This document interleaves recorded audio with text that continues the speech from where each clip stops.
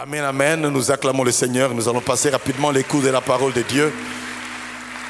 Je vous ai dit il y a quelques jours que nous aurons aujourd'hui ici, je crois, c'est le plus géant de tous les pasteurs de la RDC. Même Papa Verneau disait, mais il est plus grand que moi, lui.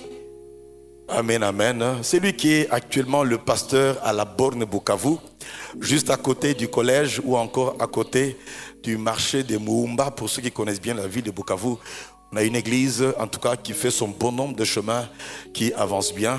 Il est venu, je pense bien, pour enseigner. Moi aussi, je vais enseigner à partir de demain à la faculté pendant 3 semaines, les actes des apôtres. Priez pour moi. J'ai enseigné l'homilétique, mais les actes des apôtres, je n'ai jamais enseigné. C'est avec beaucoup de tremblements que je vais m'y lancer. Amen, amen. Nous sommes très heureux de recevoir le révérend pasteur Moboni. Il va s'avancer, nous acclamons le Seigneur. Acclamons le Seigneur. Alléluia. C'est là où je peux dire, je te loue de ce que je suis une créature merveilleuse. 1,85 m et 110 kg. Amen, amen. Acclamons le Seigneur. C'est Dieu qui le donne. Et que le nom de Dieu soit béni. Shalom bien-aimés. Je profite aussi de cette occasion pour vous transmettre les salutations de vos frères et sœurs de la borne Bukavu. Amen. Sans bien sûr vous transmettre aussi les salutations de mon épouse. Amen. Amen. Alléluia. Et ce matin, alors que Papa Safari m'avait demandé d'apporter la parole, j'ai eu à cœur de partager un sujet qui est d'actualité dans la vie de tout enfant de Dieu. Et qu'on le veuille ou non, un jour nous ferons face à ce sujet. Malheureusement, ne comprenant pas bien souvent la méthodologie de Dieu, beaucoup arrivent à faire naufrage. À faire naufrage car bien souvent nous venons en Dieu avec des idées préconçues, peut-être dû à ceux qui nous ont annoncé la parole juste dans nos premiers pas. Et cela nous a comme quoi orientés à attendre de ce Dieu quelque chose, alors que Dieu aussi a des choses à nous apprendre. Et j'aimerais vous parler ce matin sur ce thème, les déserts de nos vies et leurs messages cachés.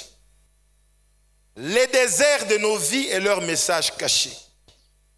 Bien souvent, quand nous sommes en problème, dans des épreuves, dans des difficultés, la première attitude que les enfants de Dieu adoptent, et bien souvent aussi nous les serviteurs de Dieu, alors que quelqu'un vient nous présenter son problème, nous nous engageons directement à demander à Dieu l'exaucement ou la sortie de ce problème. Et tout au long de ma marche, le Seigneur m'a fait comprendre quelque chose, que bien souvent, nous voyons toujours les problèmes de notre côté, mais nous ne voyons jamais les intérêts de Dieu dans le problème. Jamais les intérêts de Dieu. Ainsi, nous voyons déjà, oh Seigneur, interviens dans la situation de cette sœur, interviens dans la situation de ses frères. Posons-nous la question, pourquoi Dieu a permis le désert de la vie de ce frère? Car tout est là. Il y a des déserts dont nous-mêmes nous sommes à la base, à cause de la rébellion ou de la désobéissance. Il y a des déserts où Dieu lui-même souverainement nous conduit. Et dans ce genre de désert, Dieu lui-même a un but à atteindre. Il a un objectif à atteindre. Car quand Dieu nous fait quitter le monde, nous devons comprendre qu'autrefois, nous avions un père dans le monde. Un père qui s'appelait le diable parce qu'il n'y a que 2 pères, ou c'est le diable ou c'est Dieu. Et nous avons reçu, comme tout enfant d'un père, l'éducation de notre père d'avant. Et quand nous venons à Dieu, il y a un changement de père. Et le nouveau papa doit nous éduquer selon sa maison, selon sa famille. Mais les enfants de Dieu, l'église de Dieu bien souvent n'est pas préparée à l'éducation du père. La conséquence des murmures, la conséquence, des pourquoi. Vous savez, il y a un pourquoi en un mot. Seigneur, tu as permis cette épreuve, pourquoi? Ça traduit souvent l'incompréhension. Ça traduit souvent la rébellion. Je ne mérite pas cette situation, Seigneur. Mais aujourd'hui, je vous conseille un meilleur pourquoi. C'est le pourquoi en 2 mots. Seigneur, tu as permis que je connaisse ces difficultés. Pourquoi? Autrement dit, qu'est-ce que tu veux m'enseigner au travers de la situation que tu fais sur ma route? Car en tant que ton enfant, je sais que rien ne peut m'arriver sans que l'Éternel l'ait ordonné. Mais nous voilà paniqués. Nous voilà cherchant appui gauche à droite. La conséquence, nous avons des situations interminables dans l'église. Des problèmes de gens. Tous les serviteurs ont prié, mais il n'y a pas d'amélioration.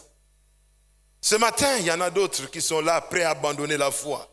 Le problème n'est pas que Dieu n'agit pas. Le problème n'est pas que Dieu ne répond pas. Le problème est que Dieu n'a pas encore atteint son but dans ta vie.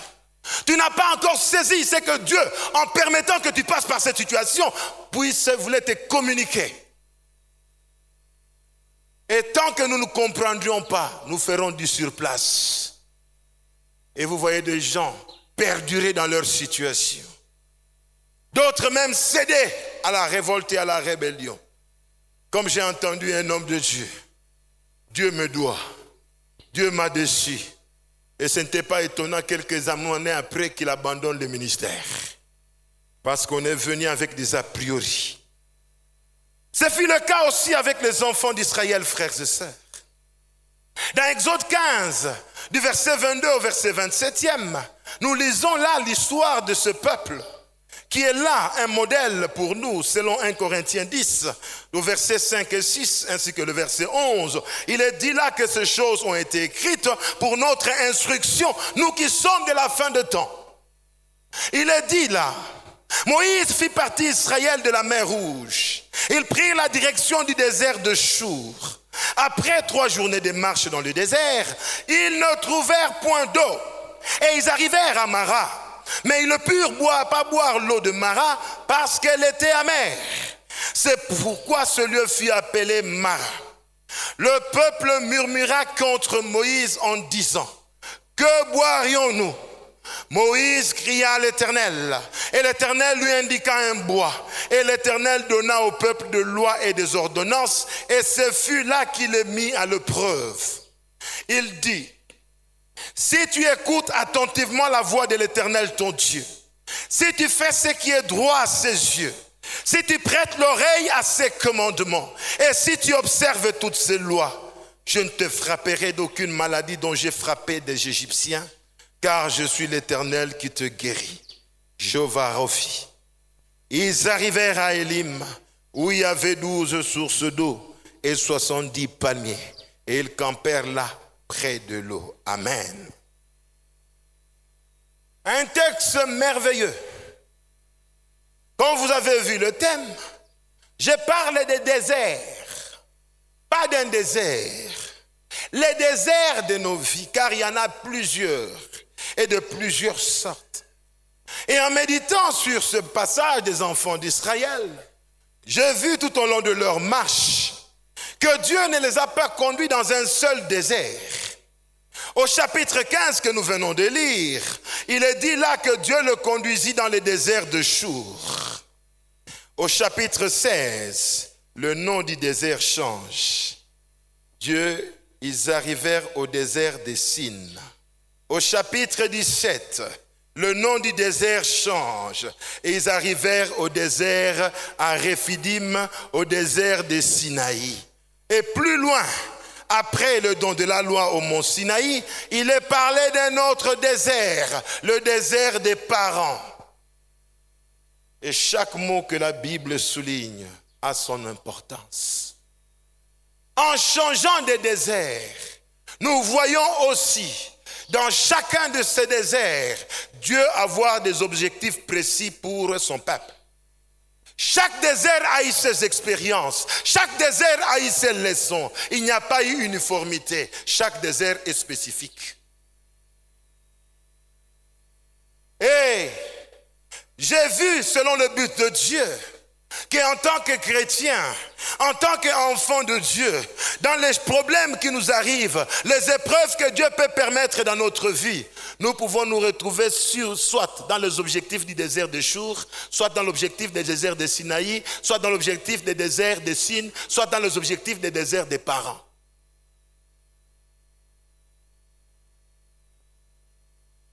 Malheureusement, je prêche encore sur ça, une année n'a pas suffi. Et je suis encore sur ça cette année, deuxième année.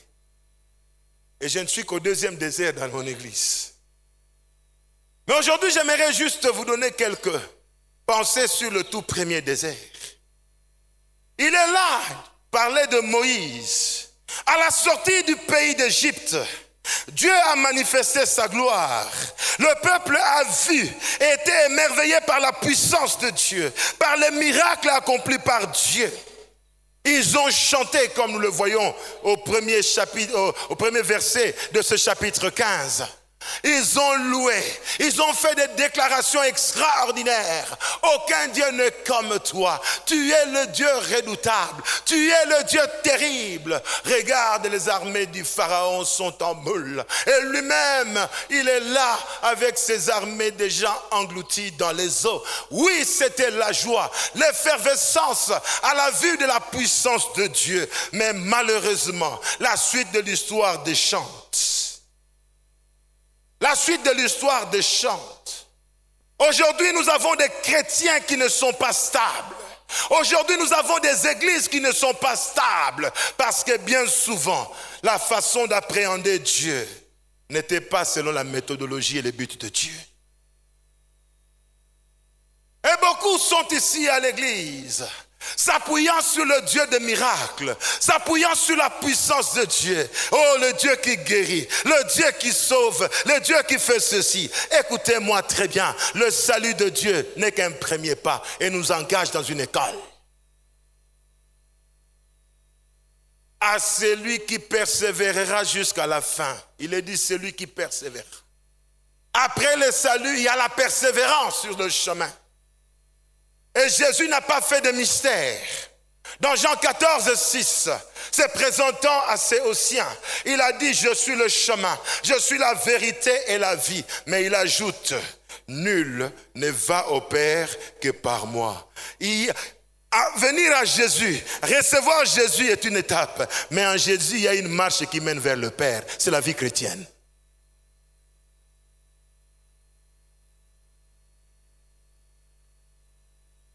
Ce peuple chanta. Mais chose étonnante, il nous est dit là, Moïse fit partir Israël de la mer Rouge. Ils prirent la direction du désert de Chour. Quand nous voyons la géographie de la péninsule de Sinaï, il y avait un chemin plus court. En moins de 2 semaines, le peuple serait déjà à Canaan. La route de Gaza. Du reste, aujourd'hui, vous voyez mais bien la bande de Gaza, ça fait frontière avec l'Égypte et frontière avec Israël. C'était le chemin le plus court. Mais, sous la direction de Dieu, la présence de la nuée, nous voyons que Dieu évite le chemin le plus court et fait un détour. Quand vous voyez la cartographie de la marche des enfants d'Israël, ils ont longé pratiquement la péninsule de Sinaï, tout autour, jusqu'à remonter, jusqu'à sortir à Kadesh Barnea et ensuite tenter d'entrer dans la terre promise. Il y a des gens qui viennent au Seigneur avec des idées de raccourcis du monde. Dieu n'est pas le Dieu des raccourcis, frère. Et le Dieu que je vous prêche n'est pas le Dieu de la facilité. C'est le Dieu de l'éducation. Alléluia. Alléluia. Aujourd'hui, il y a certains qui doivent réformer leur vision de Dieu. Parce que ton salut dépend de cela. Le salut ne dépend pas de ta présence à l'église. Le salut ne dépendra pas de ta connaissance de la parole. Le salut ne dépendra pas du ministère que tu fais. Le salut dépendra de ton obéissance à la volonté de Dieu et à sa parole. Et cela, non pas pour un temps, jusqu'à la fin.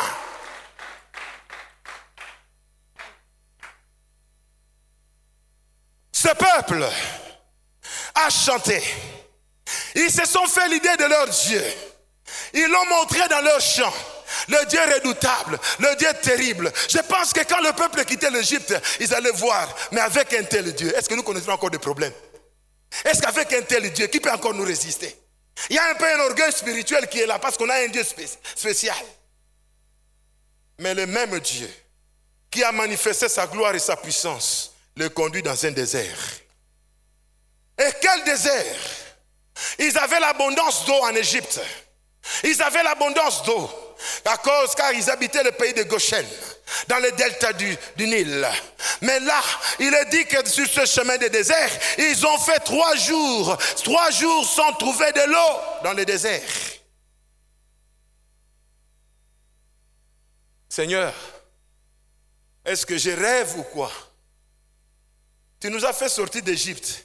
Tu as fait tous ces miracles pour nous amener à mourir au désert. Non, tu ne mourras pas. Ce qui te faut, c'est la présence de Dieu. Ce qu'il te faut, c'est la foi en ce Dieu. Ce qu'il te faut, c'est l'obéissance à ce Dieu. Malgré qu'autour de toi, tout peut être aride à l'image du désert. Si Dieu est là, le désert peut se changer en oasis. Mais tout est fonction du temps. Et laissez-moi vous dire, ce n'est pas parce qu'aujourd'hui tu ne vois pas le fruit de ta foi que tu n'es pas productif. Et sachez une chose, tout arbre fruitier ne porte pas de fruits à la même saison. Est-ce que tu comprends? Il y a des saisons de mangue, il y a des saisons des ananas, il y a des saisons des avocats. Le jour où les avocats sortent, les mangues peuvent avoir rien. Cela ne veut pas dire que leur saison ne viendra pas. Alors mon frère, ma soeur, ce matin, la puissance de Dieu et la grâce de Dieu vient vers toi. Et au travers de cette parole, tu peux acheter. Dieu veut révolutionner ta foi. Dieu veut révolutionner ta vision de Dieu. Dieu veut révolutionner ta marche avec le Seigneur. Tu es prêt à abandonner. Tu as vu tant de serviteurs de Dieu. Pas de solution. Pose-toi la question. Est-ce que j'ai vu le problème du point de vue de Dieu?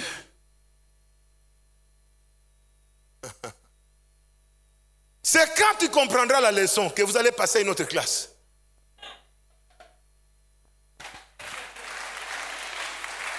Alléluia. Et là, Moïse, le peuple a vu juste Dieu comme le Dieu puissant. Il a vu Dieu comme le Dieu miraculeux. Leur connaissance de Dieu pouvait être tronquée. Et Dieu dit, si j'amène ce peuple directement à Canaan, ils seront déséquilibrés quant à ma connaissance. Il faut d'abord un terrain de formation.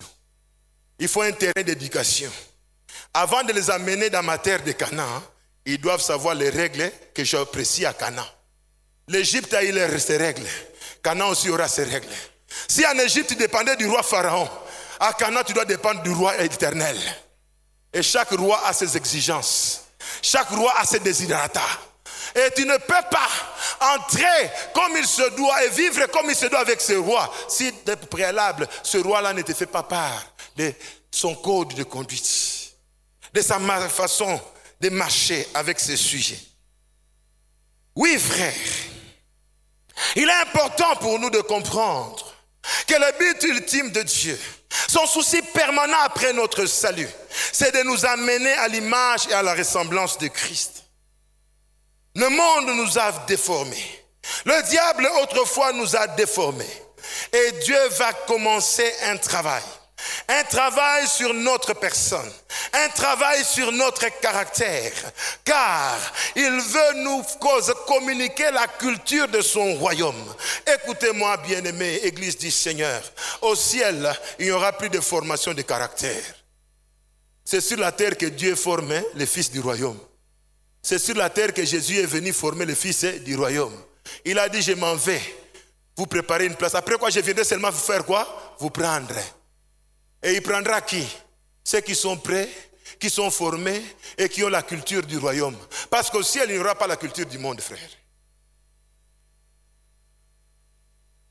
Le rôle du pasteur Safari, mon rôle à moi, c'est de vous communiquer la culture du royaume.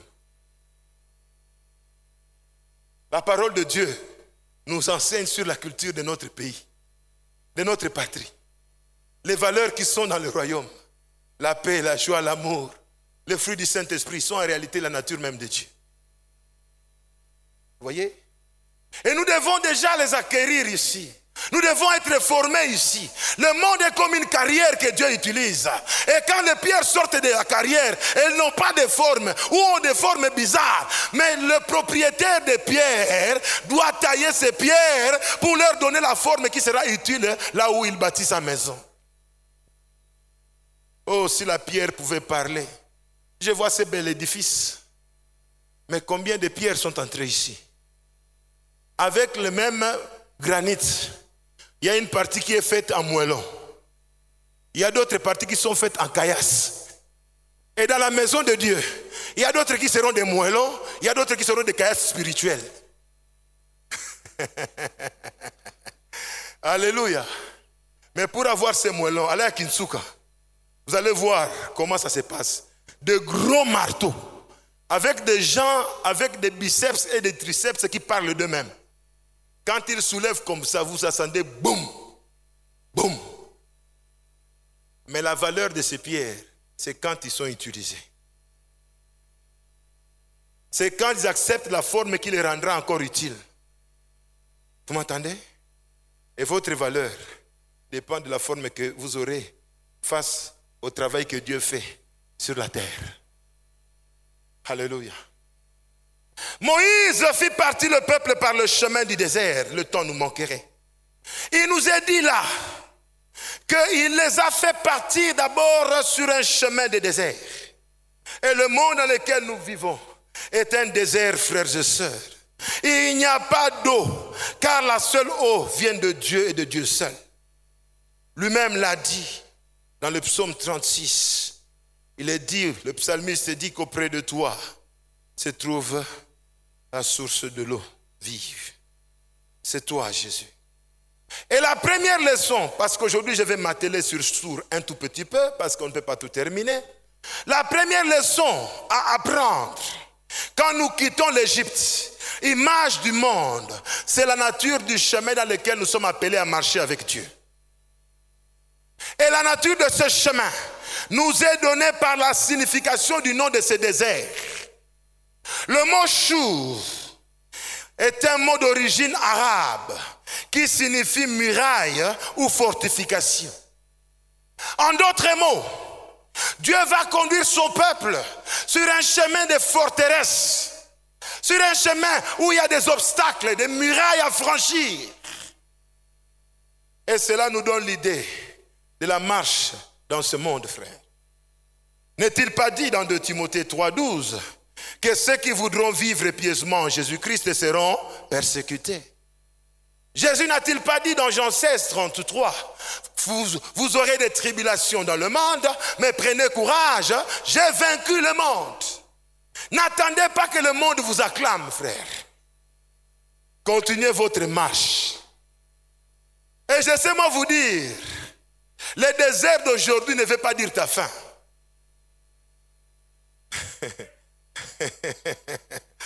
Tout est seulement question de confiance et de foi en Dieu. Les hommes, quand les choses vont mal, il y a des obstacles, ils s'arrêtent. Mais avec Dieu, il dit avancer. Souvenez-vous des peuples devant la mer Rouge. La barrière naturelle est là. La mer, on ne peut pas traverser. Mais quand le peuple murmure et crie, Moïse crie vers Dieu. Quelle est la réponse de Dieu? Dieu s'étonne. Il dit, pourquoi ces murmures parmi le peuple? Dites-leur qu'ils fassent quoi? Qu'ils avancent. Si tu vois l'obstacle devant toi et que Dieu te dit d'avancer, soyez sûr que Dieu fera un chemin. Dieu fera un chemin. God will make a way where there seems be no way. In closely sight for each new day. He will make a way. La salle est fermée. Tu es là ce matin. Tu as entrepris tout ce que tu veux. Tu ne vois pas de perspective. J'aimerais te dire, il y a un chemin. Toi, avance. Et le Le Seigneur m'envoie ce matin pour te transmettre sa parole. Avance, car celui qui marche avec toi n'est pas celui qui peut être arrêté par quoi que ce soit. Le chemin est rocailleux, le chemin est étroit, plein de forteresses. Mais Dieu conduit son peuple là-bas. Pourquoi? Parce que ce peuple, et vous verrez, le désert de Chour était celui qui était le plus proche d'Égypte, ça veut dire du monde. C'était plus proche d'Égypte. Et quand le peuple sort d'Égypte, ils ont juste une idée de la puissance de Dieu. Mais ils n'ont rien de la sainteté de Dieu. Ils n'ont rien de l'obéissance à ce Dieu. Ils ne comprennent pas ces choses. Ils ont encore la mentalité d'Égypte, la mentalité du monde. Quand Dieu nous sauve, nous venons avec la mentalité du monde. Il faut que la parole qui est prêchée, il faut que le service, par la prière, par les encadrements, la mentalité change. Parce que tant que nous aurons la mentalité du monde, frère, nous n'avancerons pas avec Dieu. Regardez les enfants d'Israël. De tous ceux qui ont suivi la main de Dieu, qui ont traversé la mer Rouge, qui ont goûté à la manne, il n'y a que 2 qui sont entrés à Canaan, Josué et Caleb. Vous savez leur secret? Ils ont changé de mentalité. Là où les 10 espions ont dit que nous sommes à leurs yeux comme des sauterelles et que c'est un pays imprenable, c'est un pays qui dévore ses habitants. Le 2 savait une chose, dans leur marche, écoutez-moi très bien, une fois sortis d'Égypte, quand on avance avec Dieu, on s'éloigne de l'Égypte. Donc les choses de l'Égypte doivent entrer. L'Égypte est derrière le dos. Nous avons les yeux fixés sur Canaan. Pourquoi tu as des problèmes? Tu avances avec Dieu en regardant encore aux choses du monde.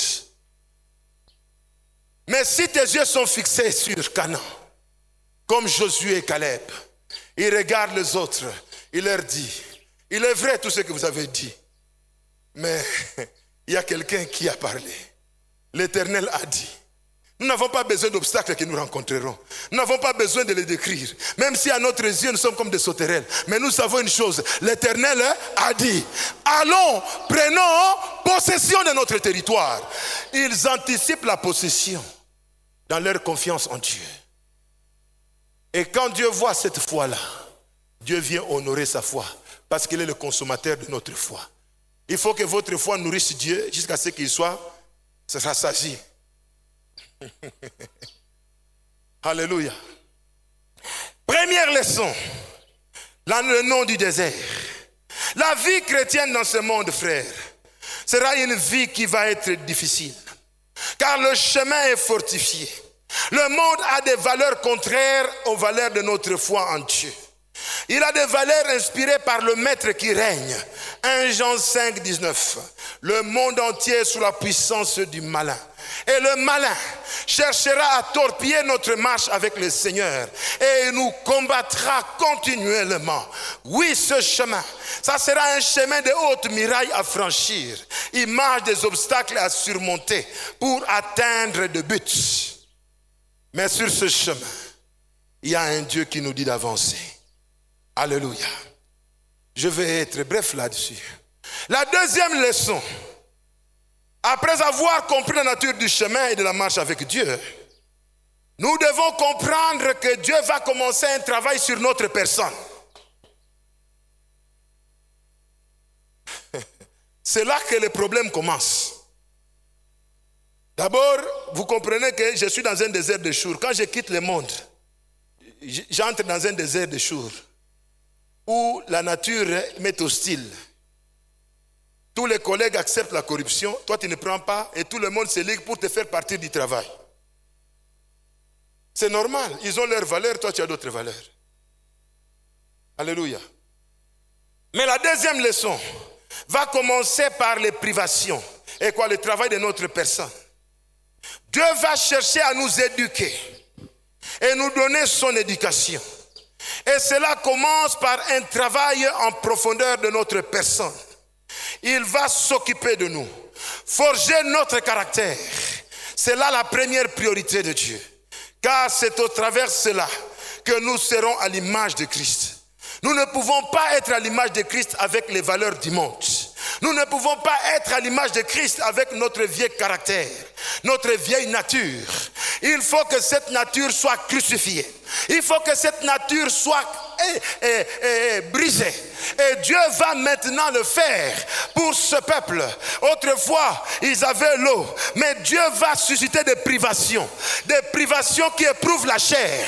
La chair est éprouvée. Quand il n'y a pas d'eau, on a la gorge sèche. Quand il n'y a pas d'eau, là on commence à réagir. Quand il n'y a pas d'eau, et surtout dans un désert, l'eau est essentielle. Mais quel Dieu! Et avec ça, tu vas me dire que tu es le Dieu d'amour. Écoutez-moi, tout ce que Dieu fait, c'est pour notre bien. Et Dieu ne se trompe jamais. Vous m'entendez? Et ne se trompera jamais. Moi, dans ma marche avec Dieu, j'ai une seule préoccupation, de m'assurer que Dieu est avec moi. Le reste là, que les diables, les démons, les ennemis, les opposants, quand je sais que Dieu est avec moi, ça me suffit. Ce que je comprends, je le bénis. Ce que je ne comprends pas, je lui rends la gloire. Je dis, à moi les choses révélées, à toi les choses. Hein? Ah, mais comment? J'avance ma route, frère. Il commence un travail de renouveau, qui passe par la crucifixion de la chair, qui passe par le brisement du moi et le revêtement de l'homme nouveau. Nous devons y voir une nouvelle vie. Il n'y a pas de vie nouvelle en Christ. Il n'y a pas d'homme nouveau sans la crucifixion du vieil homme, qui est symbolisé par la vie de la chair. Dieu doit briser le moi. Vous voyez cet acrostiche du moi a 3 lettres. Le premier mot, lettre, c'est la lettre quoi? M veut dire mauvais. La deuxième lettre, c'est quoi? Veut dire orgueilleux. La troisième lettre, c'est quoi? Ça signifie ignorant. Tout orgueilleux est mauvais. Parce qu'il voit le monde en fonction de lui-même. D'ailleurs, un orgueilleux, c'est celui qui se place devant Dieu. Parce qu'il croit que tout tourne autour de lui. Il n'a pas besoin de ce que Dieu pense. Il n'a pas besoin de ce que les autres pensent. Il est égocentrique. Et quand la chair règne, le moi règne, nous serons mauvais. Nous serons orgueilleux. Mais souvent nous ignorons que nous sommes aussi ignorants. Parce que si tu connais que Dieu résiste aux orgueilleux, hein? Si je sais que Dieu résiste aux orgueilleux, frère, tu peux avoir des problèmes avec moi, Dieu peut intervenir. Hein? Tu peux avoir des problèmes avec mon frère ici, Dieu peut intervenir, ou bien mes sœurs. Mais si tu as des problèmes avec Dieu, la Bible dit que Dieu résiste aux orgueilleux, mais il fait grâce à qui? Aux humbles. Mais si tu veux avoir la faveur de Dieu, avoir Dieu de ton côté, qu'est-ce que tu vas faire? Tu dois bannir l'orgueil. Tu dois laisser Dieu te briser. C'est comme ça que ça traîne. Et il y a des gens tellement orgueilleux où la prédication de la parole comme ce matin, ça ne peut plus le changer. Même les méditations personnelles, ça ne peut plus le changer. Les exhortations des bien-aimés, ça ne peut plus le changer. De telles personnes sont des candidats pour les déserts de Chour. Dieu va te mener dans des situations forteresses. Dieu va te mener dans des situations où tout est bloqué. Tu ne sais plus quoi faire. Olobi na ebiti place atia mutu. Na mekyo esimbite, na mekyo esimbite, Nathalie likolo, Nathalie na se moyete. Bloqué. Le problème n'est pas la situation qui te bloque. Le problème, c'est ce que Dieu veut faire en toi. Tu dois accepter le chemin du brisement, frère. Tu dois accepter le chemin du brisement. Les orgueilleux, il y en a beaucoup. Nous avons vu même à l'église des frères qui étaient là zélés, veillés de prière et réunions. Mais il est âgé, mais il vient même à la jeunesse. Parce qu'il aime Dieu. Mais une fois béni, vous voyez, la démarche commence à dire, ça va frère. Il y a le contact qui commence à... On change même des démarches et des français. Hein? Non, frère. Dieu résiste. Hein? Il fait grâce à vous-même de choisir. Vous devez comprendre cela, frères et sœurs. Quand nous sommes dans ce mois-là qui n'est pas encore brisé, Dieu va permettre que nos projets, même ceux que nous formons pour sa gloire, ne régissent pas. Que des gens nous fassent du tort, sans motif. Et que nous soyons même parfois atteints dans notre santé.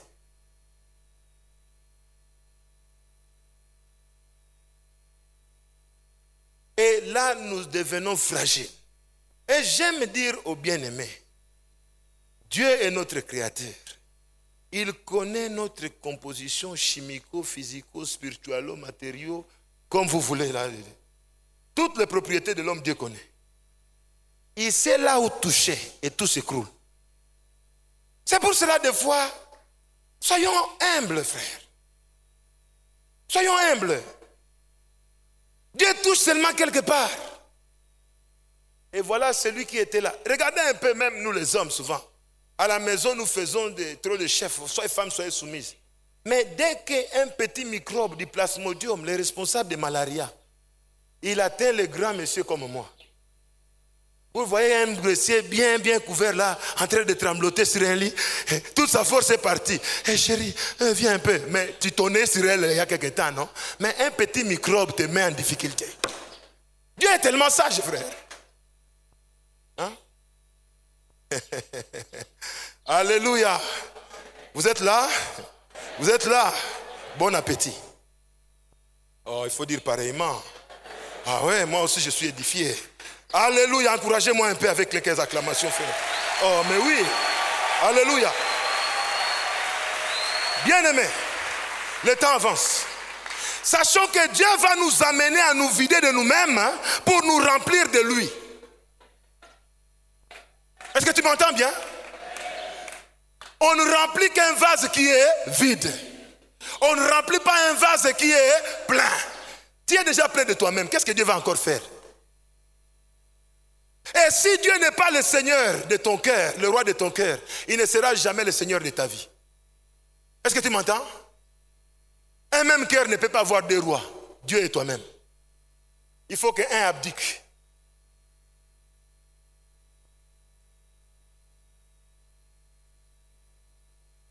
Il y a quelqu'un qui me dit là, mais pasteur Raoult, tu as pu.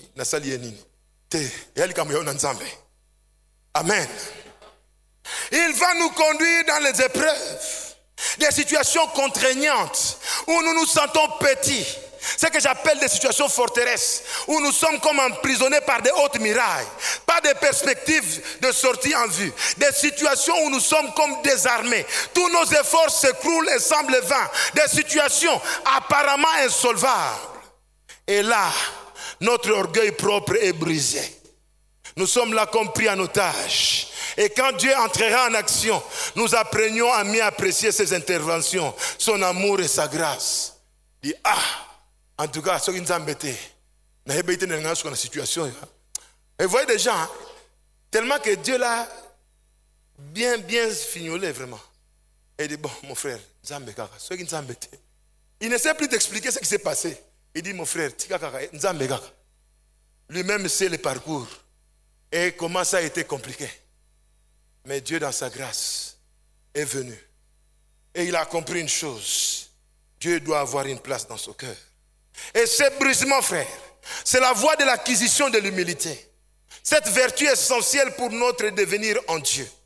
L'humilité, la clé de succès et de réussite dans la marche avec Dieu. L'humilité, la voie de la vraie grandeur en Dieu. Car Dieu fait grâce aux humbles mais résiste aux orgueilleux. Pas d'humilité sans brisement du moi. Tu m'entends? La crucifixion de la chair. Et sachons, frère, que chaque pas dans le désert est chargé de leçons spirituelles pour nous les croyants. Chaque pas dans le désert est chargé de leçons. Dans ta situation, quelle est la leçon que tu as tirée? Il y a des gens qui disent, Seigneur, fais-moi sortir de cette situation. Alors qu'ils devaient prier, Seigneur, je suis prêt à faire ce que tu attends de moi et ce que tu veux m'apprendre. Fais-moi voir ce que tu veux m'apprendre. En changeant de prière, Dieu voit que tu es dans les bonnes dispositions. Il te donne la révélation. Et quand tu appliques, le désert s'arrête.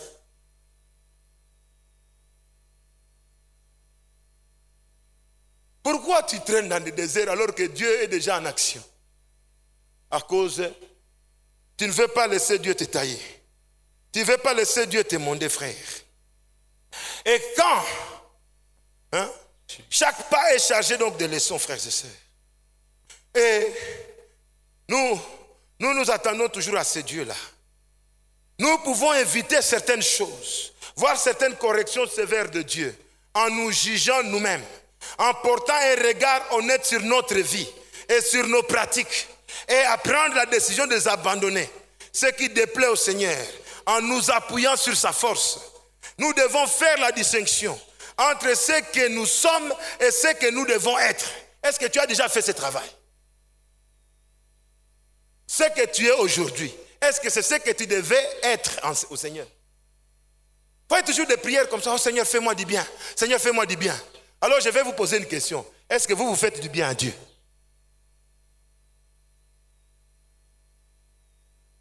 Ah oui. L'église doit avoir des chrétiens avec des racines. L'église doit avoir des gens où ils comprennent qu'il vente, qu'il neige. Hein, comme les chansons là, ma soeur, vous chantez ça aussi ici. La nouvelle chanson là de Gaël là. Alpha, Oméga. Il y a quelque part on dit quoi? Quand la chair de ma chair me lâcherait, mon espoir s'en irait, j'attendrai Oméga. Je poursuivrai jusqu'au bout de mon parcours. Où m'attend Oméga, frère? De toutes les façons, même s'il y a des fausses notes, ça c'est du point de vue des hommes. L'important, si le ciel approuve mon chant, c'est essentiel. Alléluia. Et souvent, je chante tellement mal que la chorale me fait des remarques. Je leur dis, écoutez-moi, ce n'est que question de temps. Quand j'aurai le corps parfait, donc ça veut dire qu'il n'y aura pas de fausses notes au ciel. Donc je chanterai comme vous. Alors ne m'intimidez pas. Alléluia. Amen, amen, amen. Vous êtes là? Vous êtes là? Ça passe bien, hein? Malheureusement, on a peu de temps. C'est compliqué, hein? C'est compliqué, frère. Bien-aimés, il y a des privations.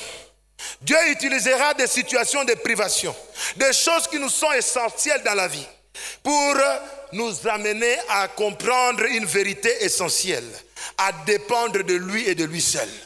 Dans le désert, l'enfant de Dieu ne peut pas regarder aux réalités du désert. Il doit dépendre de celui qui le conduit. Il doit dépendre de son Dieu. Et le désert de Chour, vous allez remarquer une chose. Tous les problèmes, toutes les expériences dans le désert de Chour tournent autour d'une seule question. Que boirions-nous? 3 jours sans eau. Quand ils voient de l'eau à Mara, encore de l'eau. Plus tard, ils arrivèrent où? À Élim, 12 sources d'eau. La question des déserts de Chour, c'est que boirions-nous?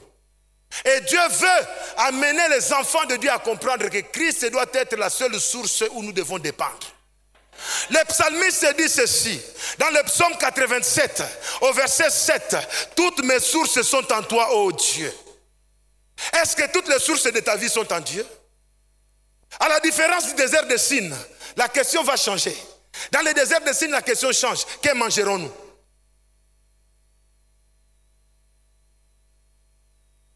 Et toutes les expériences de Sin tournent autour du manger.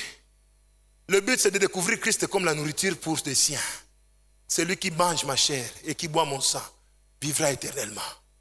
La manne, Christ la manne cachée. C'est ça le désert de Sin. Et Dieu nous conduira dans des situations comme ça, avec des objectifs que lui-même poursuit. Mais nous sommes là. Oh Seigneur, cette maladie a tellement duré. Mais si Dieu a permis que, même les démons t'ont touché. Mais dites-moi un peu, avant que les démons ne te touchent, Dieu était où?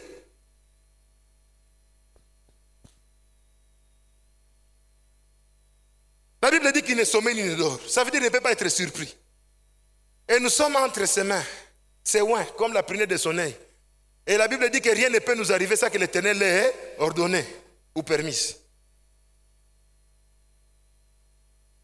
Il y a des gens qui doivent changer de prière aujourd'hui. Vous devez changer votre prière. Vous devez faire l'examen. Nous devons apprendre à boire avant tout aux sources célestes. C'est-à-dire une dépendance totale à Dieu. Qu'il y ait de l'eau, qu'il n'y ait pas d'eau, c'est que je sais. Qu'il y ait ou qu'il n'y ait pas, Dieu est capable de frayer un chemin dans le désert. Et je n'ai pas à paniquer. Voilà pourquoi les bien-aimés ont fait des chants extraordinaires. Atamabele fungwami, pipaina telemina bangateo, oya simbinga zamakasi. Kombo na ye Yesu Kristu, atamokile boy kondima, oya lobi inde yango, ekosalema ponanga. Oh, mais comment? Mais comment? Est-ce que tu es arrivé à ce point-là? Dès que quelque chose ne va pas, te voilà agité. Oh, j'ai un oncle qui est placé dans ceci. Il y a une sœur qui est comme ça. Il y a un frère de l'église. Et vous dérangez même des frères de l'église. Et sans discernement, nous aussi, nous entrons dans des combats de gens. Écoutez-moi, frère. Quand Dieu met quelqu'un dans un désert, faites attention d'aller soulager la personne. Ah, mais oui, nous sommes conduits par l'esprit. Hein? Mais c'est la vérité, frère. Si Dieu le met là-bas pour briser son orgueil, toi tu dis non, ce frère-là, par la compassion que j'ai, je lui donne de l'argent, il fasse quelque chose. Mais tu invites à Dieu d'atteindre son plan. Ça veut dire que tu commences à combattre la méthodologie de Dieu. C'est pour cela toi-même tu dois développer la dépendance et la sensibilité au Saint-Esprit. Il m'est arrivé des gens comme ça, j'ai l'argent. Et il demande, je vois qu'il a vraiment des situations. Et je sens dans mon cœur que je ne donne pas. Frère, je n'ai pas péché parce que je sens que je connais comment je marche avec mon Dieu. Et des jours qui suivent, vous apprenez des choses de la vie de personne. Et dernièrement, j'étais avec un frère. On a prié, on a retourné la prière. Vous savez, il y a des fois, comme des chansons comme ça, oh Samuel, il y a des chants qui vous amènent comme ça. Et on a prié, on a gêné, on a fait rien. J'ai dit non, frère, va-t'en. Va-t'en, laisse-moi avec mon Dieu. Parce que chaque fois devant l'église, j'ai pris et les gens vont dire que le pasteur n'a pas d'onction. Le problème, ce n'est pas l'onction du pasteur, Papa Safari. Le problème, c'est que Dieu a un problème avec la personne. La situation, dire, vous vous posez la question. Dieu veut travailler. Et Dieu ne bougera pas. Tant que toi, tu ne veux pas bouger. Alléluia. Alléluia. Oui, mais c'est ça, frère. Aujourd'hui, ce n'est pas la prospérité. Hein? Aujourd'hui, c'est le ciel, frère. C'est le ciel, phara, phara. Donc, nous sommes là. Face à la parole, frère. Que le Seigneur nous aide, frère. Sachant que, comme Jésus-Christ, selon Jean 12, 24, que le grain de blé qui a été tombé à terre ne meurt, il doit rester seul. Mais s'il meurt, il porte beaucoup de fruits. Ce principe est aussi valable pour nous en tant qu'enfants de Dieu. Nous ne serons jamais des sels de la terre. Matthieu 5, 17. Ni des lumières du monde. Matthieu 5, 16. Ou une lettre de Christ. 2 Corinthiens 3, 3. Si nous voulons être sels de la terre, c'est-à-dire que nos vies inspirent et influencent le monde à la gloire de Dieu. Si nous voulons être la lumière du monde, c'est-à-dire que nos vies attirent ceux qui sont dans les ténèbres, c'est-à-dire les perdus.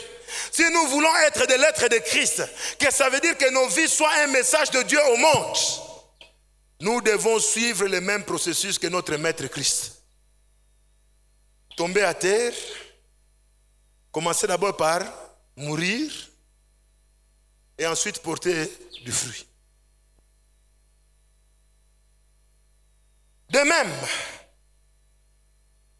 le grain qui est enfoui dans le sol était autrefois identifié par sa couleur, la couleur de son écorce. Le grain qui est tombé à terre était identifié par sa forme et sa grosseur ou sa grandeur. Cela est l'image de son ancienne identité.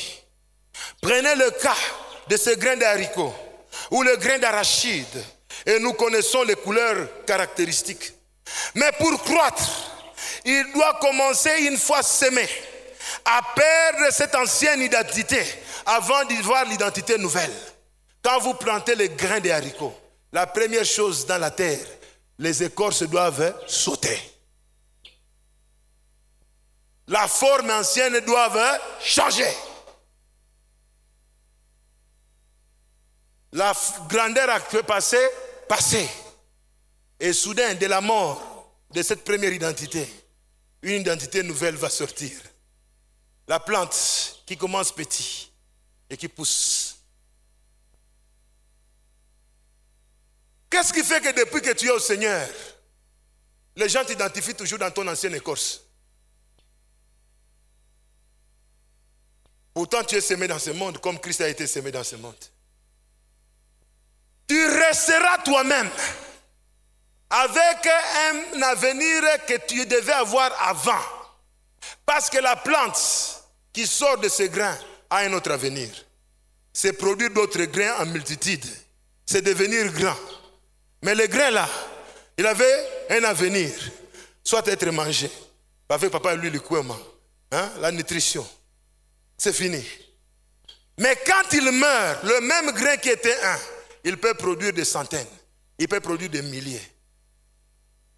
Mais toi, tu es identifié par quoi? Ton ancienne vie? Tu as dit que tu es venu au Seigneur. C'est comme ça que nous avons des problèmes à l'église. Et il y a des doctrines comme des possessions des chrétiens et beaucoup de choses. Pourquoi? Parce que la vérité est au niveau de la conversion authentique. Beaucoup sont dans l'église, mais ils sont trop imbus d'eux-mêmes. Dieu ne sait pas travailler en eux. Nous les voyons comme anciens, nous les voyons avec l'âge dans l'église, mais quand vous les approchez, l'ancienne écorce est toujours là. L'ancienne couleur de vie est toujours là. Mais à l'église, on a un curriculum vitae chargé. Donc quand on a commencé la parole d'Israël, c'était sous les obus. Ils peuvent devenir même des historiens de l'église. Oui, c'était sur les obus. Et le premier culte que nous avons fait ici, papa, tu vous souvenez, c'était sous la pluie. Nous étions tous mouillés, sans hangar. Parce qu'aujourd'hui, ceux qui viennent, ils trouvent ça, ils croient qu'on a commencé quelque part. Et puis entre vous, faites attention quand vous trouvez déjà des gens comme ça. Vous ne connaissez pas les prix payés pour arriver là-bas. Si tu as du succès sans payer le prix, c'est que d'autres ont souffert avant toi. Il faut honorer de telles personnes. Moi, j'ai beaucoup de respect à l'égard de papa Jean-Claude. Je me souviens quand il est allé étudier. Vous étiez en Scandinavie, je crois. C'était au début, avant de faire CTS. C'était du côté de Scandinavie, papa. N'est-ce pas? Et il est allé comment? C'est l'église que vous avez envoyée. Il a dit vendre, c'est bien. N'est-ce pas, papa? Parce que les gens croient qu'avec Dieu, c'est un coup de bâton magique. Et c'est tout. La génération actuelle de la facilité, ils veulent la gloire de Moïse sans suivre le chemin de Moïse.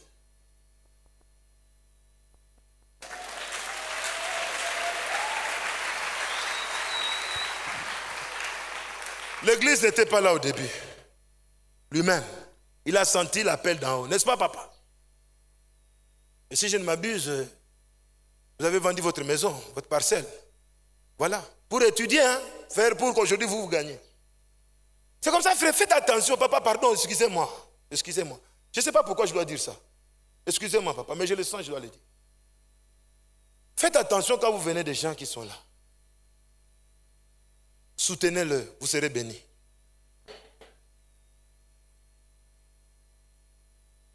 Papa, le temps est venu, moi je ne sais pas faire autrement. On va faire une autre occasion. Bon, que Dieu vous bénisse, et qu'il bénisse sa parole.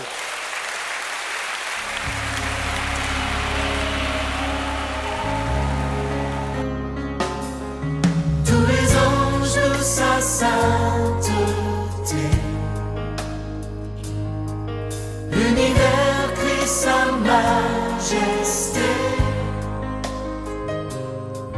Chantons gloire et puissance, force et louange à l'agneau immolé. À l'agneau immolé. Les ténèbres